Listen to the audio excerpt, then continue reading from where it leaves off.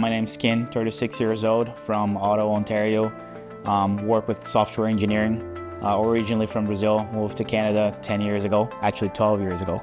Hydro costs were actually increasing. I figured it would actually make sense to put up the solar panels and take advantage of the exposure that we have right here. So I do have electrical vehicles, so that kind of contributed to my net zero usage on my vehicles as well. Explaining to me how many panels I would actually need to be able to meet a 90% goal of my actual total bill. Just made the choice much simpler for me. They helped me quite a lot, but also allowing me to understand all the possible options I could actually put up on my solar panels to allow me to produce more energy and how long it would take for them to pay out, as opposed to the competitors that were not explaining anything to me. That was definitely the advantage. It was so smooth that the experience was almost zero, non-existing. They literally put up the ladders, they went up to my roof and they installed without making any noise, without requiring me to be there at all. So I was literally on my regular work day, and by the end of the day, all the solar panels that were up and running on my roof already, so it was pretty seamless. No challenges at all. So that was also part of the smooth experience. Not only they didn't require my attention during the installation process, everything went smooth according to the plan. If there was any challenges, I would say that was with Ottawa Hydro, because they went on a strike. But other than that, from XOLAR itself, everything was smooth.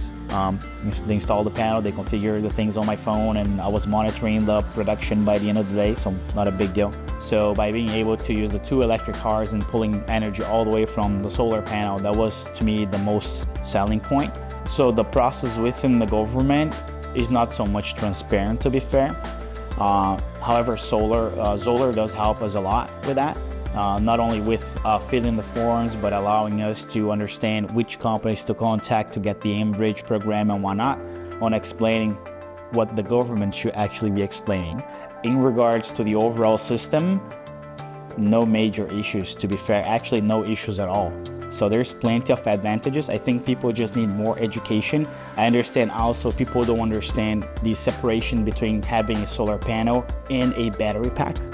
They think you always need a battery pack, which is not the case. Yeah, I'd say it doesn't really matter how high your bill is. You can always find a system that suits your need. So as much as the government is financing $40,000, you don't necessarily need a $40,000 system. So yes, doing the basic math, I'm gonna be consuming much less than what I was consuming before. So the expectancy is that I will be reducing my bill by 90% by the end of the calendar year. But now with the big sunshine, I'm producing around 95.5 kilowatt hour a day. So I think I'm more than happy at this point in time.